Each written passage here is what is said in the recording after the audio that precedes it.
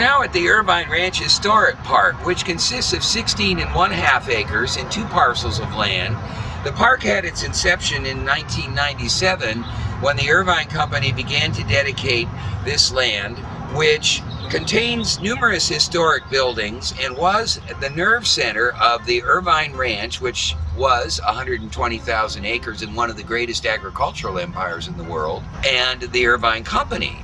And here we're standing at the gates to the driveway that led up to the Irvine Mansion, which was an 8,000 square foot structure, which unfortunately burned in 1960.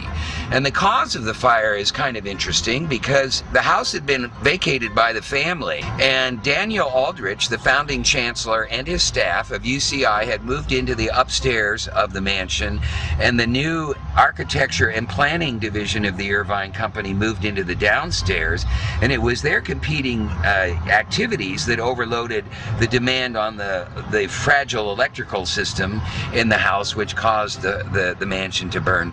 The gates themselves were constructed in 1876 in San Francisco and placed here when James Irvine II developed this ranch house, and his family continued to live in San Francisco until the great earthquake of 1906, after which he promptly moved his family out of San Francisco and out of their home on Post Street, and they became permanent residents of Orange County here at this site. Since this is, after all, Orange County, we thought we would step into one of the last remaining groves of oranges on the entire 120,000 acre Irvine Ranch. Looking down this windrow grove of oranges here, you could almost imagine how they ran from the base of the mountains down towards the coast, and here we just have a remnant city block or 2 of them left on the Irvine Ranch Historic Park. These are Valencia oranges, and the Irvine Ranch made a fortune by shipping these all around the world, one of their largest markets being Hong Kong. And this is the old mess hall where the ranch hands, and on normal work days when the family wasn't entertaining, all had their meals. And over in the distance there at that large window was the office of James Irvine II, his last office, and the office also of Myford Irvine when he became the president of the Irvine Company. And it was from this particular modest location that the Irvine Company said goodbye to its agricultural past and moved to its futuristic high-rises in Fashion Island and Newport Beach. And this is the Irvine Company vault, and they used to keep the money in the W.B. Wilshire and Company safe inside the vault.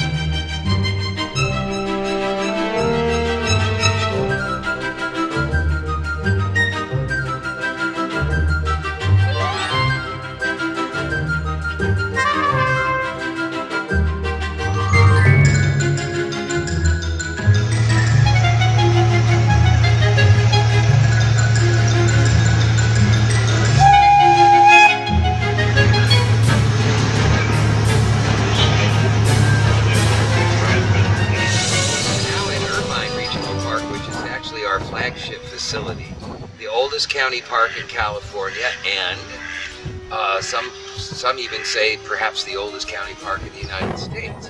The park consists of 7 parcels of land. The first 160 acres was a gift of James Irvine II in 1897, and then there was a smaller gift from Myford Irvine, his youngest son, in 1958. Then the next biggest growth occurred in the park in 1969 when the county purchased from the Irvine Company 170 acres in the Villa Park Basin, and then an additional 114 acres in 1972. Today, as of the 3rd of March 2005, the park has 477 acres. But we're working on a rather dramatic expansion of the park in negotiations with the Irvine Company, who's preparing to make a donation of the lands to the east of the park across Santiago Creek, which will probably bring the park acreage up another 200 acres. Originally, this was called Orange County Park, and the name was changed to recognize James Irvine as gift in 1928. The oldest building in the park is the boathouse on this spring-fed lake, which pre-exists and was a popular destination picnic area, as was the core 160 acres, even under the private ownership of James Irvine II in the 1800s. The lake itself was dredged and increased in size in 1913. The boathouse was built in 1914. A little known fact that many of us contemporaries had forgotten about was the existence of the old Irvine Park Railroad, which was kind of stumbled upon in the archives, and about 10 years ago we had the concessionaire replace the railroad. The park was renovated in 1984. We found, for example, that the oak trees were dying because of the conflict with the surface irrigation for the lawns within the park. We corrected that by removing the irrigation systems, pulling the lawns back, and renovating the park and restoring all the buildings. And then in 1984, the park was put on the National Register of Historic Places.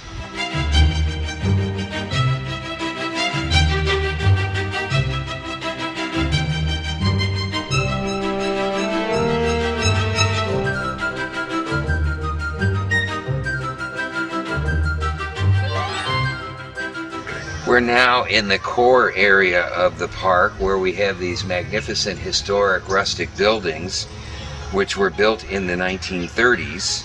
The Octagon, and then Harry's going to pan over to the old soda fountain building, where Regional Parks Operations is now headquartered. This is a photograph from the Irvine family photo archives of the original Irvine Park residence, a 7-room house that was built by Chris McNeil, who also built the old Orange County Courthouse and the Balboa Pavilion in Newport. It housed the park's first warden, whose name was L.D. West, and all of his successors up through 1949. And here, joining me in front of this auspicious, magnificent, historic water fountain structure is today's supervising ranger of Irvine Park, Linda Mayer. Linda, how long have you been with Harbors Beaches and Parks? Almost 20 years. And can you tell us some of the parks you've worked at? My first assignment was a Ranger 2 at historic George Key Ranch. I was assigned there for 5 years and then promoted to Senior Ranger at Craig Regional Park for 10 years. Short stint of 1 year at Clark Regional Park, and then promoted to Supervising Ranger here at Irvine Park. And it's a big assignment because this park gets the heaviest attendance. It's very, very popular. It has what we call reputation with age, and it's been known across the Southland for years. I grew up in Beverlywood as a little kid in West LA, and we used to come here on field trips in the early 50s. That's how big of a draw this place has. This was actually the largest of the historic buildings in the park, the old dance pavilion, which unfortunately was burned down while the park was occupied by armed forces during World War II, during a dance actually. The band shell is the remnant of the building. Okay, we're now with Tim Miller, the Harbors Beaches and Parks Superintendent of Operations, and I must reflect back that I met Tim in about 1972 or 3 when he was working at O'Neill Park and I was a consultant to Harbors Beaches and Parks. So Tim, when did you join the county? Well, actually, I met you, Eric, at O'Neill in '74. I joined the county in 1973. Okay. And I've been with the county 32 years. Okay. And what parks have you worked at? Well, we're in Irvine Park now. Yeah. And this was the last park I worked in. I was a ranger for 13 years. I've worked in O'Neill. I ran Carbon Canyon, ran Yorba, ran Irvine, worked in Featherly twice, and worked at Newport Harbor. Okay. And can you tell us about what positions you've held? I started as a ranger trainee, and then I went all through the ranks of ranger to supervising ranger, and that's where I ran this park, Irvine Park. And then that was 13 years, and I've been in management for 19 years, and superintendent principally in operations. Right, and reflecting back, I just wanted to mention that Tim was actually at the time the title was manager of harbors, beaches, and parks, but the position is now currently called director of harbors, beaches, and parks after Bob Fisher and before Kevin Thomas. Correct. That's for about That's 3 correct. years. 3.5 years. 3.5 years. And I just want to reflect also that I really can't recall a better time when we got so much support and encouragement through Tim's leadership style. Now, Tim, you know, given that 32 years, are there is there one or two milestones that you can think of that just really come to your mind? I think number one, Eric, and you were very much a part of this, you and your staff, is seeing the park system go from 2,000 acres all the way to some 40,000 acres a day. I mean, seeing the growth over all those years, and actually being a part, along with you and our rangers, of opening many of these parks to the public, these wilderness parks. That's got to be one of the most satisfying things. Well, and I was on the operations end of it. You're the guy that acquired the land along with our directors, but to be able to be handed the keys and open the park to the public was great. So okay. that's been neat. Thank you, Tim. That's it. In October of 1997, we celebrated the centennial of Irvine Park, actually that entire year, culminating on a dinner on October 3rd here in front of the band shell for invited guests, including the entire Irvine family. First time they'd all been together since 1947 at the funeral of James Irvine II. Members of the family, the cousins, the original grandchildren of James Irvine II, and were kind enough to donate $150,000 towards the sculpting of this wonderful statue of James Irvine II with his hunting dogs, and it's entitled The Winds of Change. And it says that in October of 1897, James Irvine II donated his private picnic grounds to the public to establish this oldest of county parks in California. James Irvine II loved hunting with his dogs on the Irvine Ranch throughout his life. He is here depicted in a hunting scene facing into the Santa Ana winds. Sculpted during the summer of 1997 by Deborah Copenhaver Fellows at Big Fork, Montana, this statue is titled The Winds of Change, symbolizing the leading role of the Irvine Ranch in the history and development of California. On the occasion of the centennial of Irvine Park, this statue is donated in memory of James Irvine II by his descendants, Katie Wheeler, Joan Irvine Smith, and the Athalie R. Clark Foundation, Linda Irvine Smith, William T. White III, who was Myford Irvine's stepson, Gloria Bryant White, Myford's stepdaughter, and James Myford Irvine. Unveiled at the Irvine Park Centennial Dinner celebration by the guest of honor, Katie Wheeler, the granddaughter of James Irvine II and daughter of Catherine H. Irvine. October 3rd, 1997. This is the northerly backdrop of Irvine Park, which we're currently working with the Irvine Company on a donation that I referenced earlier to preserve the ridgeline and completely contain the park in its original land form without any future development in view. One of the particularly nice things about making this DVD in this particular year is that we're experiencing one of the rare El Nino type winters with extraordinarily high rainfall. The highest rainfall in record in Southern California was in 1887, where 40 inches of rain fell. And we're just actually about 5.5 inches short of meeting that goal, and it's quite likely that we'll obtain it. These particular El Nino years are very important because it's the huge storms and the enormous runoff that really has helped to shape the topography of the harbors, beaches, and parks system by deepening the canyons, steepening the cliffs, and chiseling the mountain faces. And so here we see a very generous amount of water flowing down Santiago Creek, which is the largest tributary to the Santa Ana River in Orange County.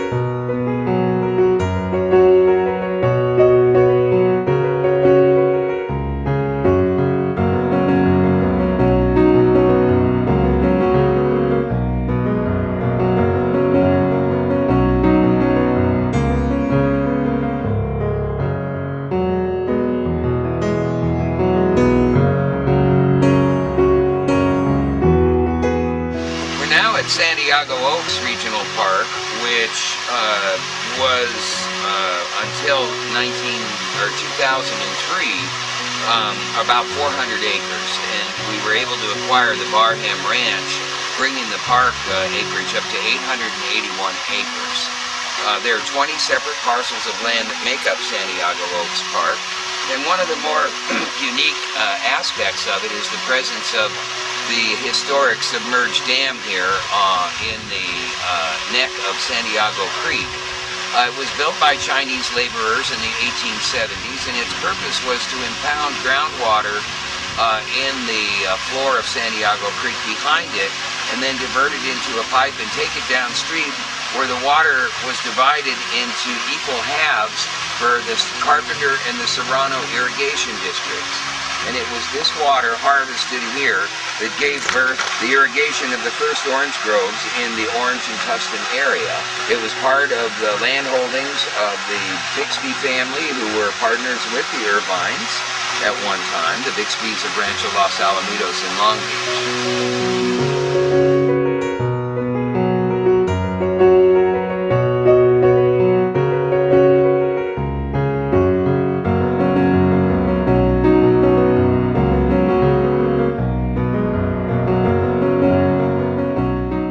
This is Ron Nadeau, who's the supervising park ranger in charge of Santiago Oaks.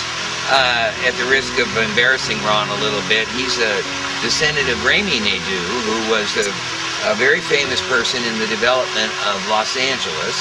Remy Nadeau is the one who founded the 20 Mule Team Borax and owned many of the mines, including Cerro Gordo and Panamint in the Death Valley and Owens Valley areas. Remy had a stock lot in downtown Los Angeles with 2,000 mules, right in the heart of downtown LA, next to the Union Hotel back in the 1880s. And he's buried at Rosedale Cemetery in Los Angeles, right close to my ancestors. And so anyway, Ron, how long have you been with the county, Harbors, Beaches, and Parks? Been with the county since 1991.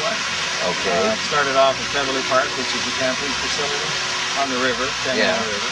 And it's interesting that I end up here on the creek. Okay. So I'm going up the creek.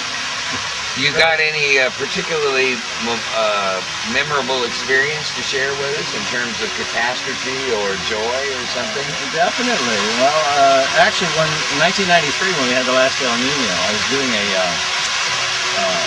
evacuation for the campsite. And because we had so much arundo in the river at that time, everything flowed over in, just about destroyed about 25% of the park. This was at Featherly. Right. So in the middle of the night, we're towing out vehicles and trailers and getting people to leave to try to keep them safe. So that was pretty memorable. And here we did it again this year. Fortunately, I wasn't there this time.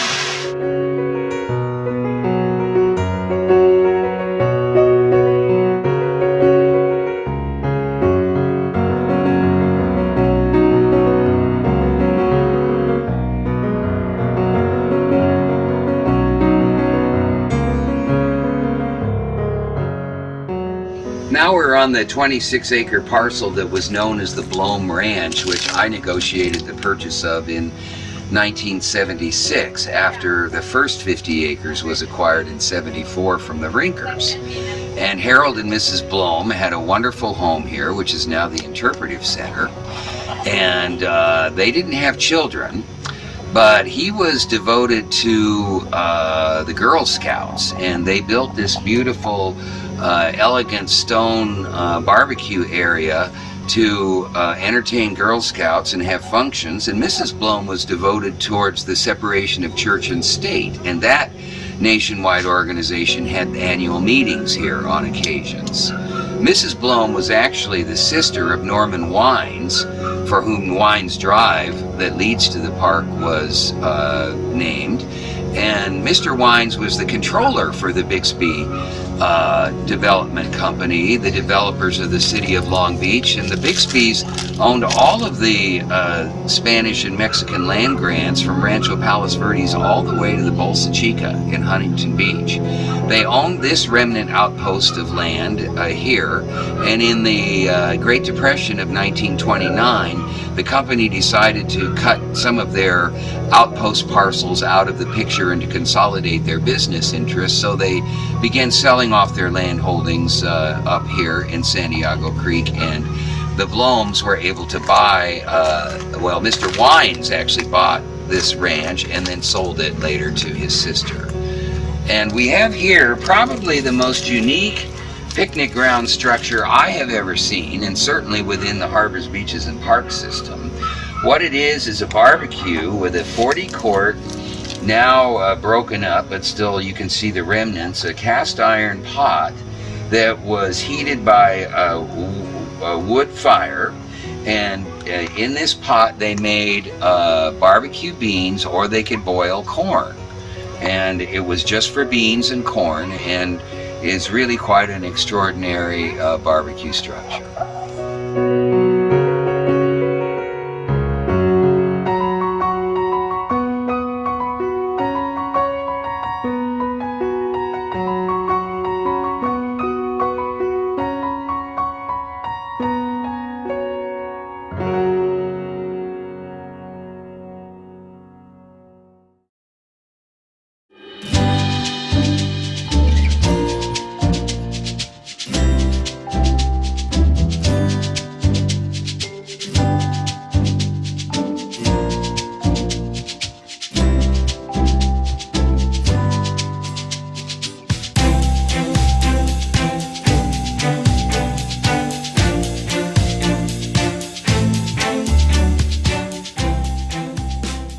Now we're at Peters Canyon Regional Park, also on the Irvine Ranch. It consists of 4 parcels of land totaling about 360 acres. The first parcel was acquired in 1985 over in the Lemon Heights area, just a little sliver of land, with the bulk of the land coming in 1992 when we negotiated a dedication from the Irvine Company to round out the park to 360 acres.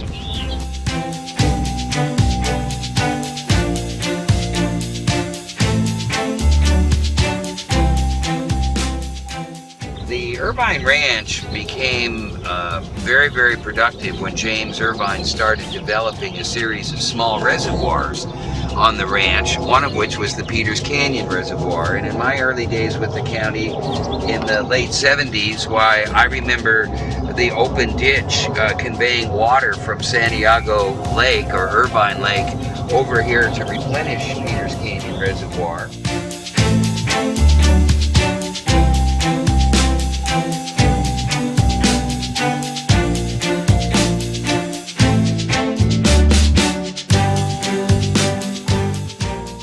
It was the site of a private hunt club for Irvine Company executives for many years.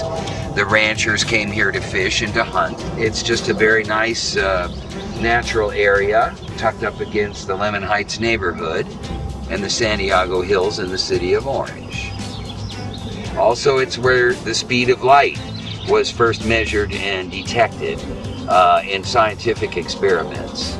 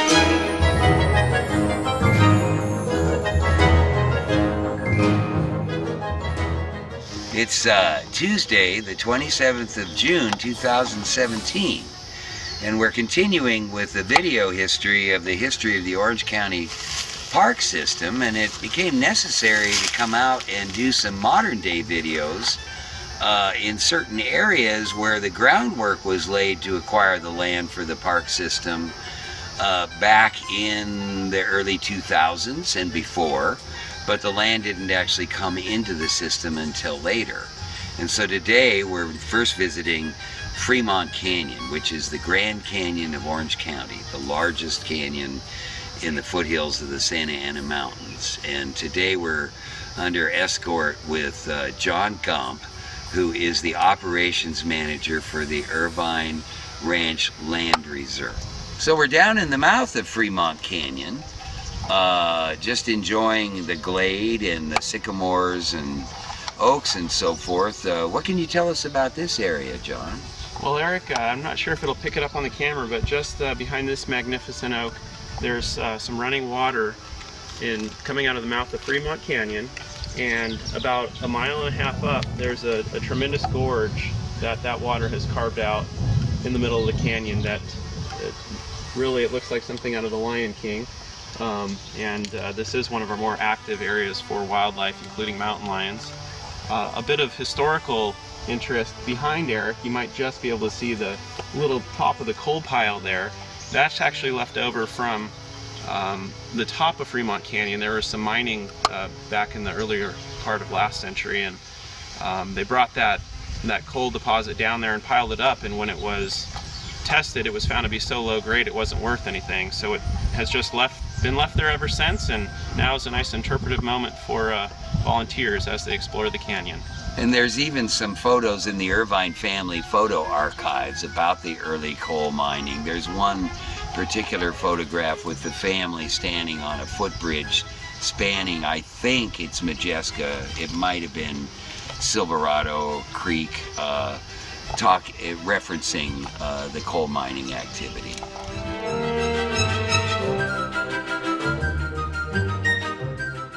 We're looking down on Gypsum Canyon and where the 241 toll road intersects the 91 freeway. And the development across the valley is the Lomas de Yorba Sur, which was developed by the Campo Corporation on the former Bryant Ranch, which is where the original Rancho Santa Ana Botanic Garden was located before the Bryants moved it to the Claremont Colleges in Claremont. And up on that hill, where the big white house is the approximate location of the former Bryant family mansion.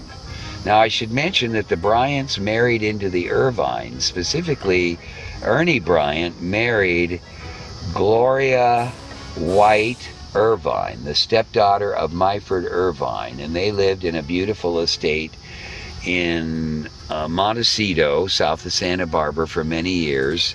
It's now 2017, and Ernie died around Easter time about 3 to 4 years ago.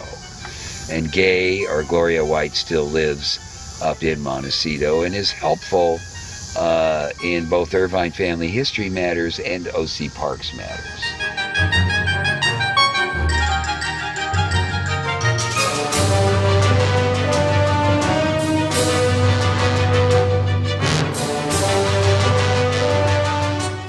We're up at the top of Fremont Canyon looking down into the Santa Ana Canyon, and in the foreground over here on the right in this partially shaded slope is a magnificent remnant forest of a rare and endangered species of tree, one of the rarest trees in North America, known as the Ducati cypress. And their fire climax, which means that the seeds are only germinated by scarification and wildfire, but in recent times, due to global warming, the wildfires get so heated up that it's really been killing off the forest. And this is just one of those last remnant vestiges that we hope will somehow survive and regenerate and perpetuate them here within the state of California Fish and Wildlife Department's Ecological Reserve, which abuts Fremont Canyon.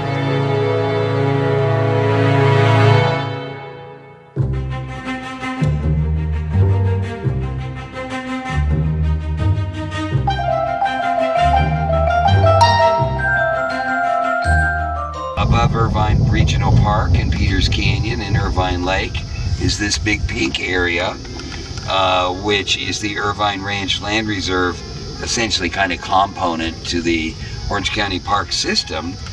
And it is also abutted by the Coal Canyon Ecological Preserve, which is owned by the State Department of Fish and Wildlife, major Tecate Cypress Reserve. So we have the 91 freeway up here and the 241 that kind of bisects the whole Irvine Ranch open space, and that's divided up into a number of components. It's a little over 20,000 acres altogether. We got 20,000 in 2010, and in late 2014 we added another about 2,500. As Eric mentioned, we are overlooking Fremont Canyon Nature Preserve, the biggest component of the Irvine Ranch open space, and that's approximately just shy of 8,400 acres.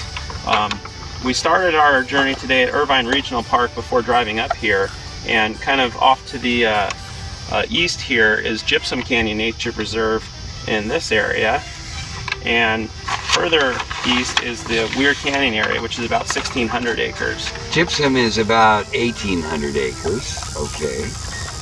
And as Eric mentioned, the Coal Canyon Ecological Preserve is right behind us, and that's where there's an incredible holding, probably the biggest stand of Tecate cypresses in this part of our area. And further east, we are butt up against the Cleveland National Forest Trabuco District, which is 58,000 acres, roughly. And so the Irvine Ranch open space runs all the way from the 91 freeway down to Irvine Lake, through Limestone Canyon, and all the way to bordering Whiting Ranch Wilderness Park in Lake Forest. And it's topped off by the Yorba Regional Park and Featherly Regional Park on the banks of the Santa Ana River at the top of the map. And here we are looking into the Grand Canyon of Orange County, Fremont Canyon.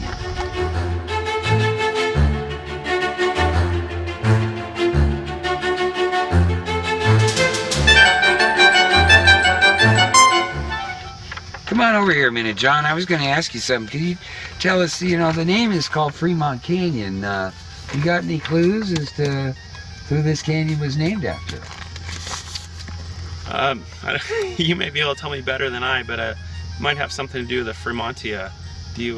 Well, in the early days of California, whether it was when the Spanish explorations were going on, or later when New England colonists were coming to settle, a lot of times, and even foreign explorers from England, Wales, wherever, when they got to California, they'd go around and they would discover new species of plants, like the giant redwood, for example.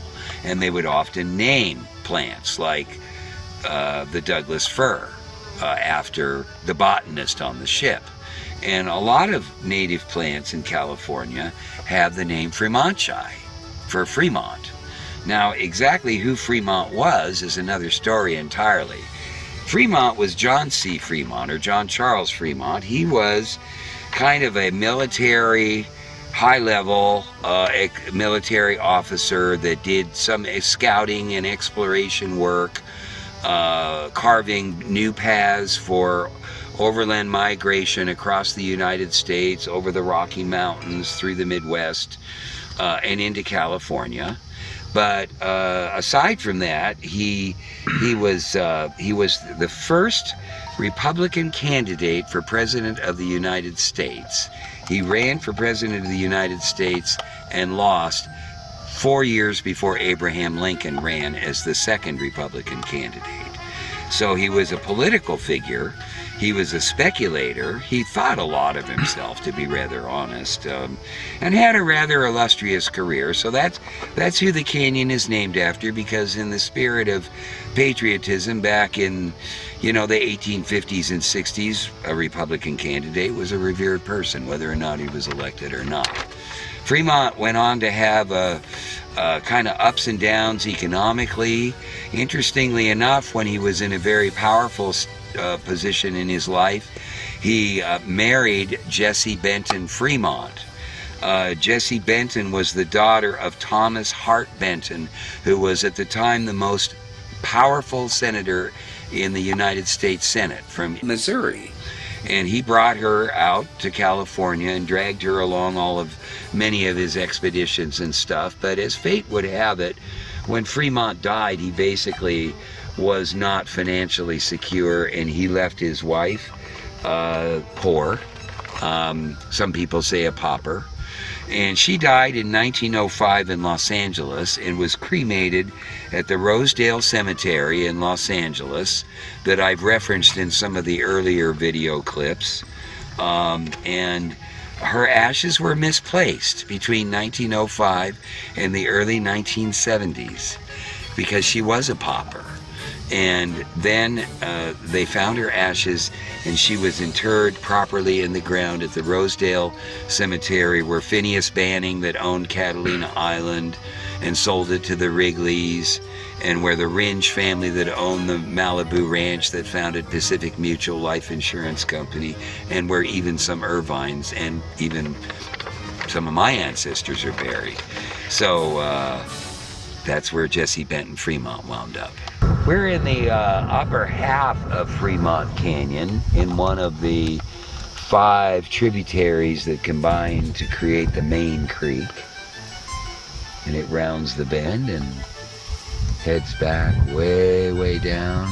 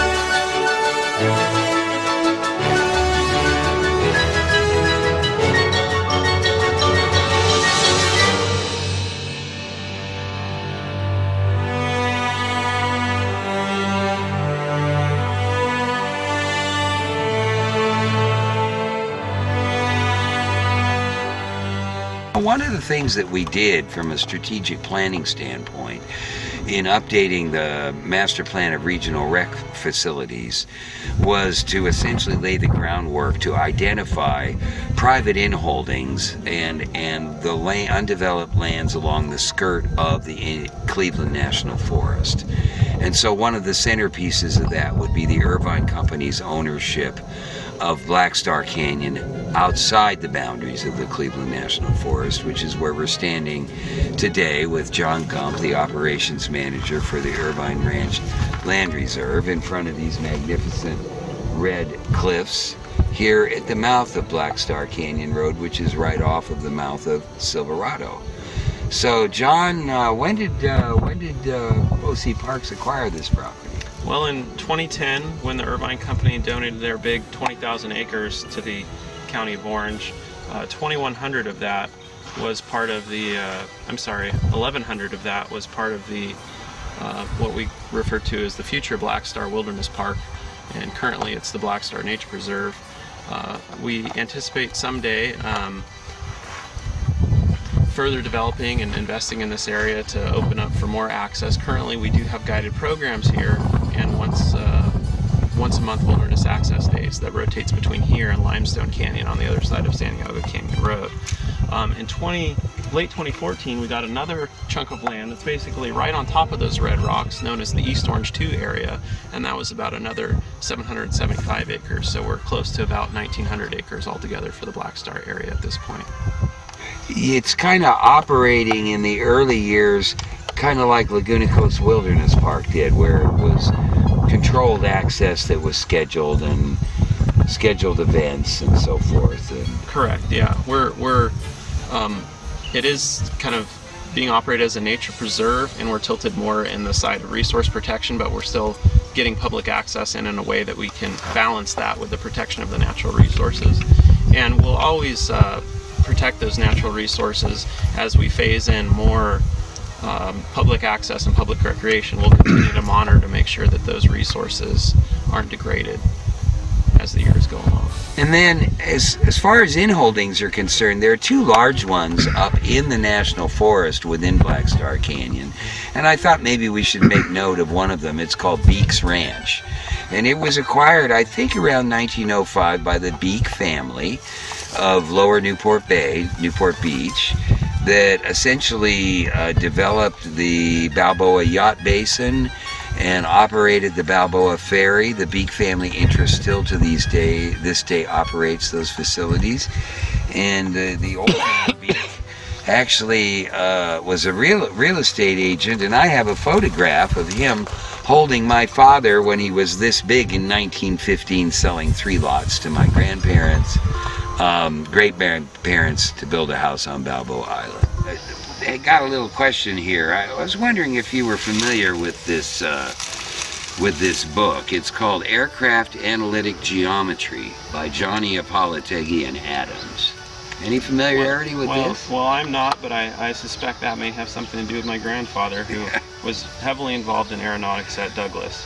Yes. Actually, in 1941, my dad, Jack Jessen, hired John's grandfather, Andy Gump, to go to work for Douglas Aircraft Company. Both of them were aeronautical engineers. And they worked for Johnny Apolitegui, who I earlier described when we were at the Yorba Historic Cemetery, because the Apoliteguis have an ancestral headstone there. And recall that Johnny Apolitegui grew up with Richard Nixon in Yorba Linda from approximately age 3. And anyway, what happened was in 1941, Andy and Marion, John's grandparents, came to were in Southern California, but housing shortage was very dramatic, and they couldn't find a place to live. And my dad found an apartment for them downstairs on the back lot of 20th Century Studios in Los Angeles, now known as Century City. And Andy and Marion moved downstairs from my parents, and they became lifetime friends and colleagues. Eventually, both Andy Gump, John's grandfather, and my dad, Jake Jessen, became the bosses of Johnny Apolitegui, but when they hired in, he was their boss. And this is a seminal work called Aircraft Analytical Geometry applied to engineering, lofting, and tooling for the design of fuselages and wings for both commercial and military aircraft, published by none other than McGraw-Hill in 1944.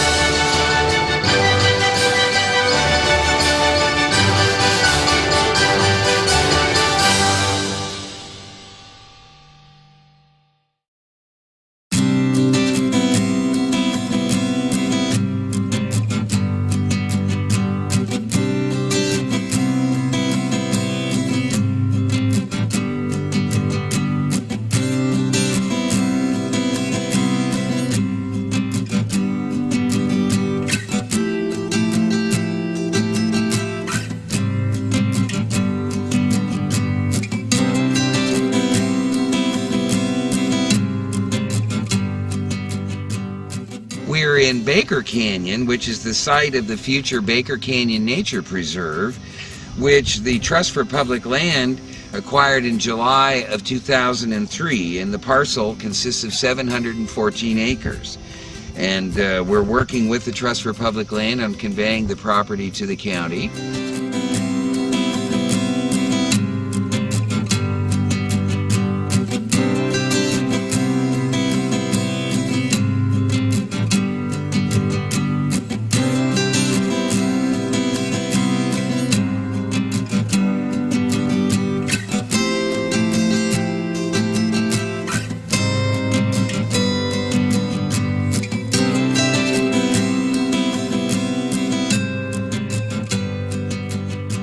As you can see, it culminates with the magnificent rock outcroppings on the west end of the parcel. It was funded by a grant from the California Wildlife Conservation Board as well.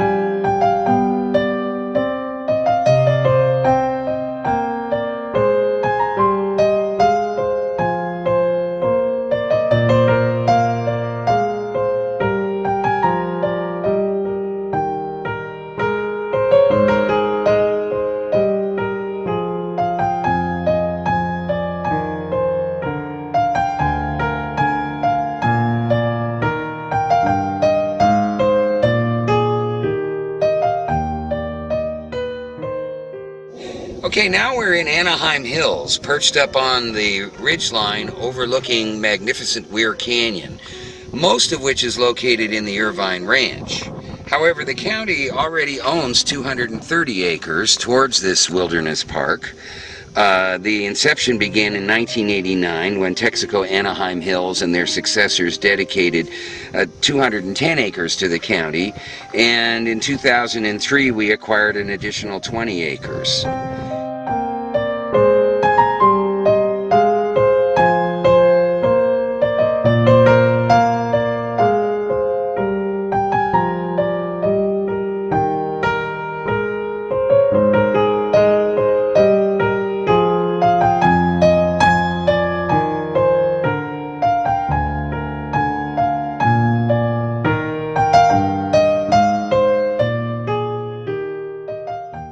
We're now looking down into the heart of Weir Canyon, which contains one of the largest groves of coast live oak trees in the county. And the Irvine Company is obligated to dedicate 2,700 acres, consisting of the entire balance of the canyon, to the county for wilderness park purposes in conjunction with what is currently called the Mountain Park Specific Plan over in Gypsum Canyon off the 91 freeway. And when they begin to build, the dedications will occur in increments. The land is currently managed by the Nature Conservancy.